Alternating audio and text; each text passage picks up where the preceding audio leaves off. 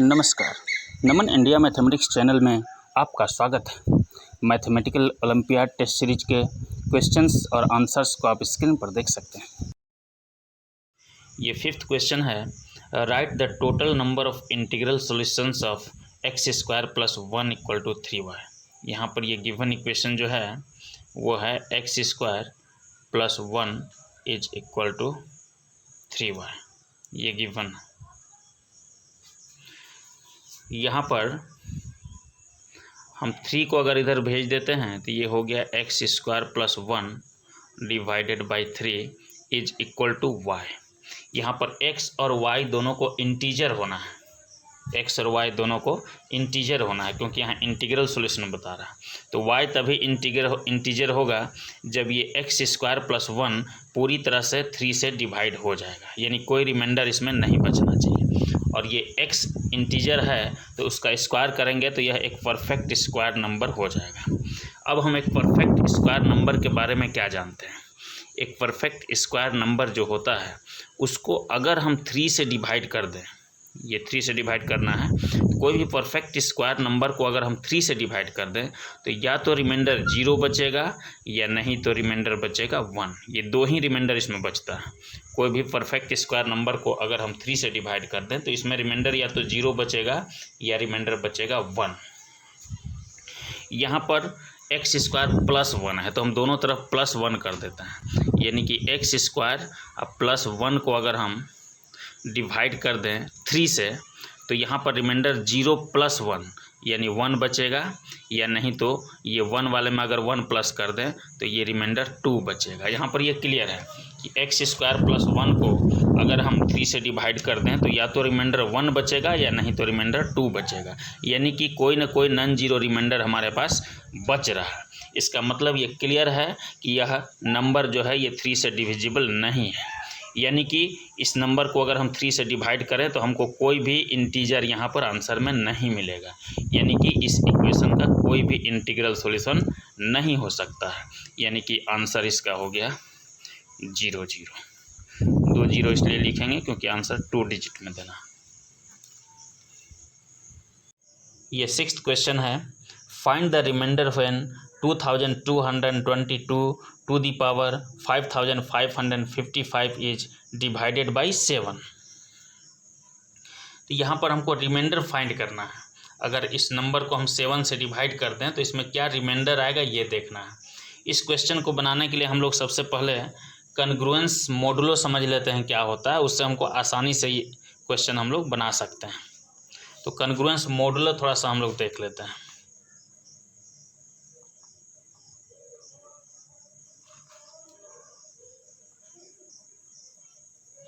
हालांकि कन्ग्रुएंस मॉडुलो पर हम अलग से एक वीडियो बनाएंगे, अभी फ़िलहाल हम इसका कॉन्सेप्ट दे देते हैं जो इसमें यूज होगा, जिससे हमारा काम हो जाएगा। इस पर हम एक डिटेल में वीडियो बनाएंगे। तो ये कन्ग्रुएंस मॉडुलो क्या होता है, यहाँ पर हम A is congruent to B modulo M, अगर ऐसा लिखते हैं A is congruent to B modulo M, इसका मतलब ये होता है कि a - b is divisible by m, यानी कि m डिवाइड्स a - b। यहाँ पर हम ऐसे लिख सकते हैं m डिवाइड्स a - b, यानी कि m जो है वो a - b को पूरी तरह से डिवाइड कर दे रहा है। अगर ऐसा हो रहा है तो इसको हम लोग लिखेंगे a is congruent to b modulo m। Example के लिए हम लोग लेते हैं 10 इज कन्ग्रुएंट टू 1 मॉडुलो 3, यानी कि 10 में से 1 अगर हम माइनस कर दें तो ये 3 से डिविजिबल हो जाता है, इसलिए हम लोग लिख सकते हैं 10 इज कन्ग्रुएंट टू 1 मॉडुलो 3। हम लोग ये भी लिख सकते हैं कि 10 is congruent to 4 modulo 3। 4 modulo 3 भी लिख सकते हैं। 10 में से 4 माइनस करते हैं तो वो 6 हो जाता है, वो भी 3 से डिविजिबल है। ठीक है, लेकिन यहाँ पर एक चीज़ देखने का है कि 3 से ये छोटा नंबर यहाँ पर आया, यहाँ पर ये 3 से छोटा नंबर आया है, ये 3 से बड़ा नंबर है, तो यहाँ पर ये 3 से छोटा नंबर है तो यह इसमें रिमाइंडर हो सकता है। अगर हम 10 को 3 से डिवाइड कर दें तो 1 जो है वह एक रिमाइंडर है। यहाँ पर रिमाइंडर होगा कब? जब ये 3 से छोटा होगा तब। अगर ये 3 से बड़ा रहता है और हमको रिमाइंडर पता करना है तो इसमें से हम लोग 3 को माइनस कर लेंगे और तब हमको रिमाइंडर मिल जाएगा। इस तरह का है इसमें कॉन्सेप्ट। और इसको और भी हम लिख सकते हैं 10 इज कन्ग्रुएंट टू -2 मॉडुलो 3, ये भी लिख सकते हैं।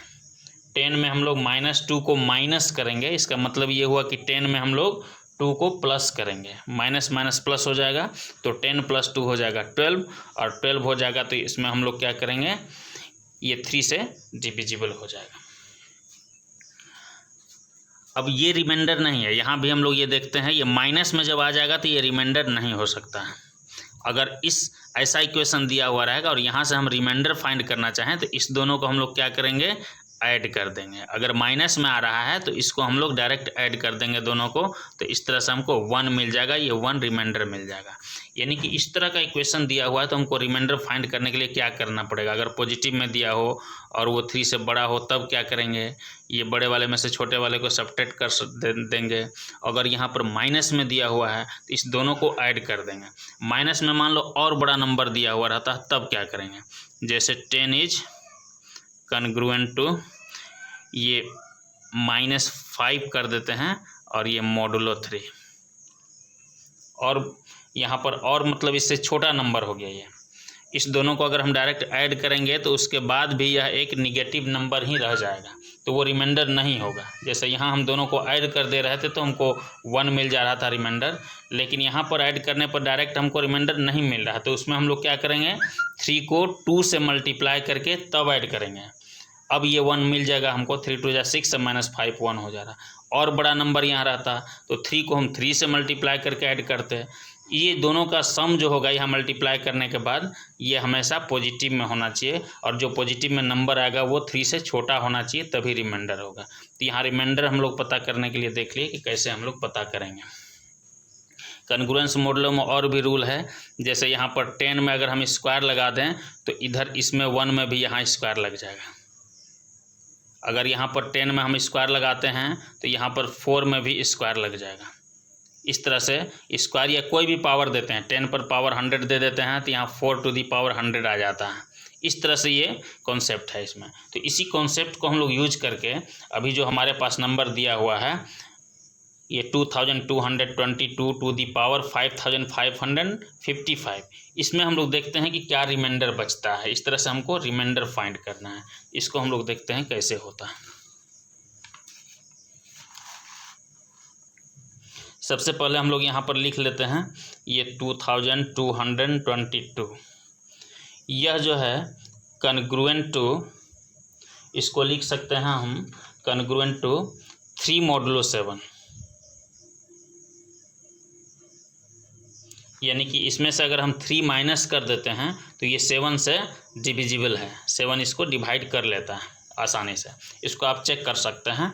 हमने 7 से इसको डिवाइड किया तो रिमाइंडर 3 बच रहा था, वही 3 यहाँ पर हम लिख दिए, तो रिमाइंडर को इसमें से माइनस कर देंगे तो ये 7 से पूरी तरह से डिविजिबल हो जाएगा। अब हम लोग क्या करेंगे, आगे इसमें हम चाह रहे हैं कि इस पर कुछ पावर लगाएं। इस तरह का पावर इसमें हम लगा दें, इस तरह का पावर इसमें लगा दें कि वहाँ से हमको कुछ यहाँ छोटा से छोटा नंबर हम लाना चाह रहे हैं। फिलहाल हम इसमें 3 पावर लगा देते हैं। इससे क्या होगा, इधर भी हमारा 3 पावर लग जाएगा, इसमें 3 में यहाँ पर मॉडुलो 7 रहेगा, यानी कि ये हो गया कन्ग्रुएंट टू। तो यहाँ पर 3 to the power 3 हो गया 27 मॉडुलो 7, यानी कि 27 को अगर हम इधर माइनस कर देते हैं, यहाँ पर ये है 3, यानी कि 27 इसमें माइनस कर देते हैं तो ये 7 से डिविजिबल है। लेकिन यहाँ पर 27 है, ये 7 से छोटा नहीं है, ये 7 से बड़ा है। हम कोशिश करते हैं कि इसमें छोटा नंबर इससे लाएं। 27 और 7 में हम लोग देखते हैं कि किस तरह से ये रिलेटेड होता है।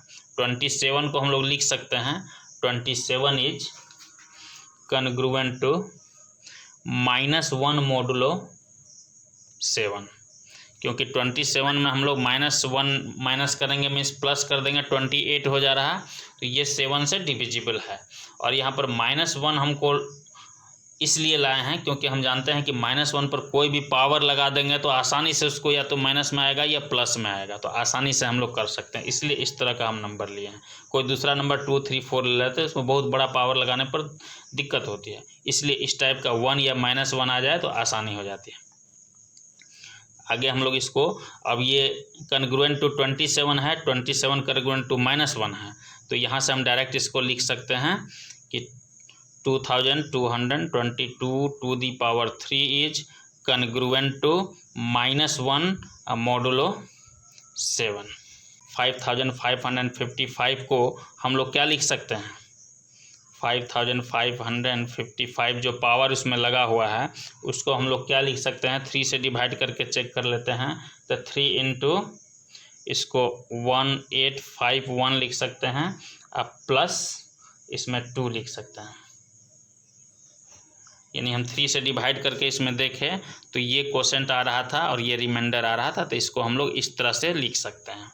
तो हम लोग अब यहाँ से आते हैं, ये बीच में हम लोग इसको अलग से देख लिए, इसको हम लोग आगे बढ़ाते हैं। ये पावर यहाँ 3 था हमारे पास, यहाँ 3 इंटू ये 1851 है, तो हम लोग क्या करेंगे, सबसे पहले इसके ऊपर 3 के साथ ये मल्टीप्लाई करते हैं यहाँ पर, या फिर हम टोटल में पावर लगाते हैं, एक ही बात है, यानी कि 2 2 2 2 यहाँ लिख दिए हैं। पहले से यहाँ 3 पावर था, इसके ऊपर हम इसको पावर लगाते हैं, ये 1851 जो है इसको यहाँ लगाते हैं, तो हम यहाँ मल्टीप्लाई में ये आ जाएगा 1851। इसी को हम उस दूसरे साइड में भी पावर लगाएंगे, -1 टू दी पावर 1851 मोडुलो 7। इसको अगले स्टेप में देखते हैं हम लोग, ये 2 2 2 2 टू दी पावर 3 इंटू 1851, अब +2 यहाँ लिखेंगे, उसके लिए हम यहाँ पर अलग से इसको लिख लेते हैं, 2 2 2 2 टू दी पावर 2 कर लिए। तो अब ये इस पर पावर 2 लेने पर यहाँ क्या चेंज आएगा उसको हम लोग यहाँ क्वेश्चन में से देख लेते हैं। ये 2 यहाँ लिखे हुए थे, 2222 इज कन्ग्रुएंट टू 3 मोडुलो 7। यहाँ पर अगर हम पावर 2 लगाते हैं तो यहाँ पर 3 पर पावर 2 आकर के ये 9 हो जाएगा, वही 9 हम लोग यहाँ पर लिखेंगे। तो यहाँ पर हम लोग 9 लिख देते हैं। ये -1 पर पावर जब हम लगाए तो ये -1 ही रहा, चूँकि ऑड पावर था यहाँ पर, इसके साथ हमको इसके लिए हम लोग लिखेंगे 9 अब मोडुलो 7, यानी कि ये जो हमारा नंबर है 2222, इस पर पावर है 5555, इसको हम लोग लिख सकते हैं, ये इसको सोल्व किए तो इतना आया, कन्ग्रुएंट टू ये -9 मोडुलो 7। हमको रिमाइंडर चाहिए, तो अभी हम लोग रिमाइंडर का रूल देखे हैं, अगर यहाँ पर माइनस में आ जाता है तो दोनों को ऐड करते हैं, लेकिन दोनों को ऐड करने के बाद भी अगर माइनस में आ रहा तो यहाँ 2 से मल्टीप्लाई करेंगे, ज़रूरत पड़ेगा तो 3 से करेंगे। यहाँ हम देख रहे हैं कि इसको 2 से मल्टीप्लाई करने पर ये ऐड अगर हम करते हैं दोनों को तो हमारा पॉजिटिव आ जाता है, यानी कि इसका रिमाइंडर हो जाएगा -9 अब +7 इंटू 2, यानी कि ये -9 और +14 हो गया, यानी कि 5 आ गया। तो ये आंसर हो गया। आंसर इसका हम लोग लिखेंगे 05, यहाँ 0 लगा के लिखना है, चूँकि आंसर 2 डिजिट में लिखना है। आज भर के लिए बस इतना है, बाकी के प्रश्नों के साथ हम अगले वीडियो में मिलते हैं। आपका दिन शुभ हो, धन्यवाद।